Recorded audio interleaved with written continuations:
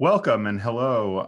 My name is Aaron Hillman. I am here with GE Healthcare Digital today and Amit Padnis, our Chief Digital Officer. Welcome, Amit. Hi, Aaron. Hello, everyone. Amit, thank you for joining us today. Really excited to talk to you about a few questions that I think are lingering in everybody's minds. With all of the challenges healthcare is facing in 2020, can you tell me your thoughts on what the most important thing that GE Healthcare can do to help?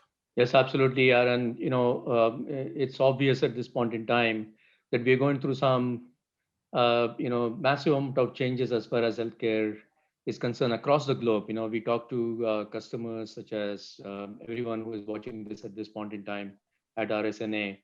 But we talk to people across different regions, and we see some very consistent themes.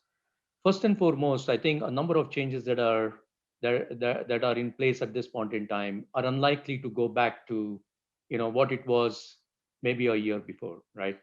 The second thing is we see very consistently some themes which include, predominantly distribution of care, because I think the social distancing norms are here to stay. Patients and physicians, radiologists are finding that it is possible to actually, complete patient journeys to a very large extent virtually and remotely. A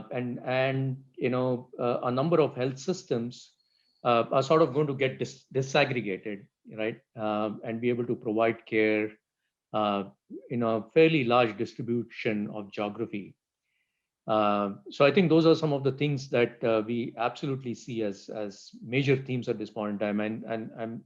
I must say, we've pivoted our strategy to a large extent in GE Healthcare to be able to help our customers in many of these aspects. But as you look at it, there are a few fundamental things that we have to do. First and foremost, the Edison platform comes in extremely handy in this scenario because on the platform we are aggregating information across the health systems, across different sort of systems within the healthcare environment at this point in time. We have great connectivity technologies built into the platform. And we have the ability to sort of complete patient journeys and clinical workflows in a distributed environment using the platform. At the same time, we can also connect the platform to our devices, including the imaging devices as well as the critical care solutions. And that actually positions the platform extremely strongly in terms of how we could help our customers in these times. Yeah, that's very interesting, Amit. The way that we're seeing this change of the way technology is implemented, the shift in the way care was delivered during the first, and now many are calling this the second wave of COVID globally, is dramatic, right? So with those shifts in the way care is being given, with having the front and the back end, sort of the point of care and the diagnostician methodologies now being pulled in, can you talk to us a little bit about how GE Healthcare actually responded to the first and now the second wave and some of the partnerships that we got into? No, absolutely. Aaron, that's a great question, by the way. And we've learned, tremendously through the first wave, and all of that learning is coming in very handy now in the second wave. So first and foremost, I think as you would imagine, the first wave, a lot of our customers were just sort of struggling to put in very, very quick changes and create capacity really so that they could treat a surge of COVID patients. And we did a number of things, including on the command center side. We provided some great sort of insights into what's happening at the national, at the state level, at the county level, in terms of availability of beds and so on and so forth. And we were able to sort of put that infrastructure in place in matter of days, and it's been extremely useful for many of our customers. Secondly, in terms of our ability to support our customers in providing virtual care, right, clinicians and physicians, I think products like Mural have been extremely useful because, we have a number of customers who were able to sort of monitor patients, in ICUs using something like a Mural.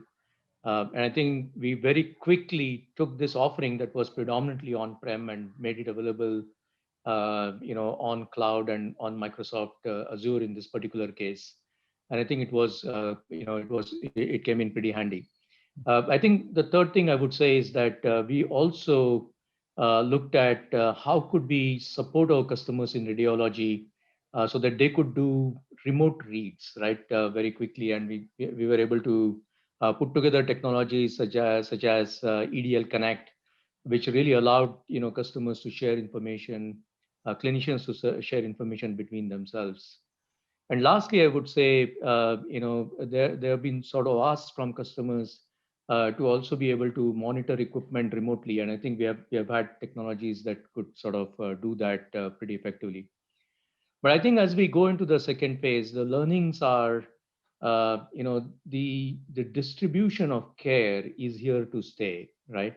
We are going to look at a scenario where patients would preferably either, go to telemedicine and virtual care online for their consultations, or when they do need to visit a clinic, they would prefer to go to some clinic which is very near to where they are located at this point in time. And we're seeing a number of health systems sort of putting together this network of these clinics.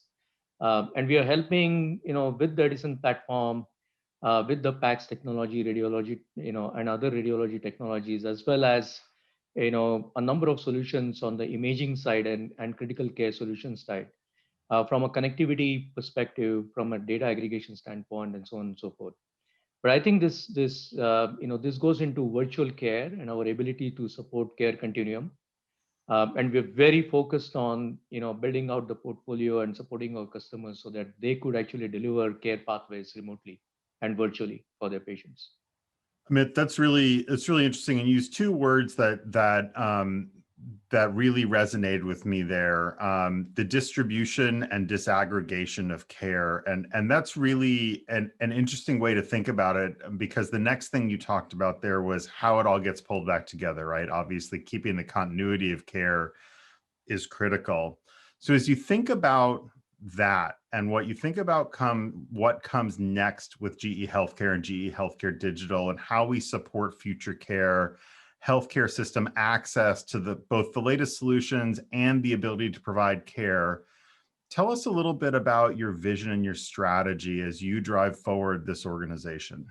I think the Edison platform is actually absolutely critical as far as our strategy is concerned here. So, the way we are evolving the platform, on one side, we are connecting all of the devices in our portfolio. On the other side, very importantly, we are aggregating information on the platform across the health system. So all the information coming in from the devices, as well as information that exists horizontally in the health system, from EMRs, from maybe remote homes, right? From digital pathology, we are looking at how we can bring in information from genomics and so on and so forth. So the data, aggregating this information is going to be very critical, and we are evolving technology, in that direction very rapidly. The third thing I would say about the Edison platform is, given the need for distribution of care, we very quickly realized that the platform will have to be very flexible from a deployment perspective. So we are making the platform available as appliances on in the data center as well as on cloud as we go forward, so that we can actually stitch together this care continuum. But fundamentally, we need to be able to support AI, data analytics, and analytics-based workloads. And we've really built out powerful tools on the platform, which support orchestration of AI built by GE Healthcare as well as by third parties. And then we're combining that with our abilities to provide, state-of-art sort of viewers, along with the AI and AI orchestration and workflow technologies, as well as advanced visualization frameworks, right?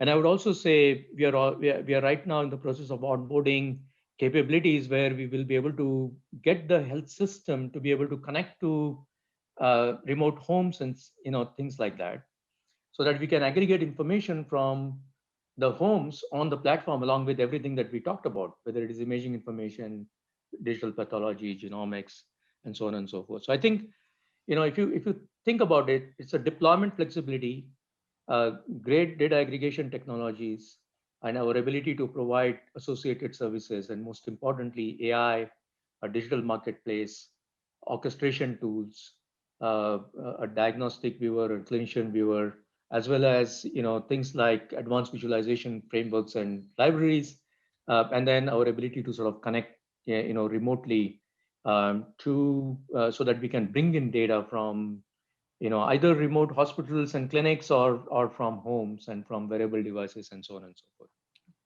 Amit, thank you so much for sharing your thoughts with us today and joining us on this conversation of the future of GE Healthcare, of healthcare in general, and how we navigate this global pandemic.